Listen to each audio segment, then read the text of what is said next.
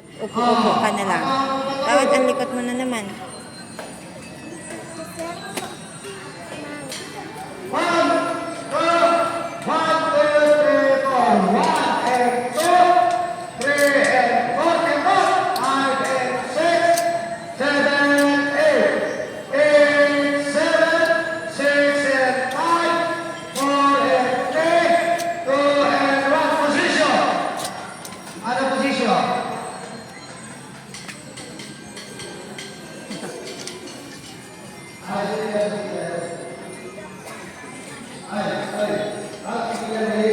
At ikinabit sa position ng ito.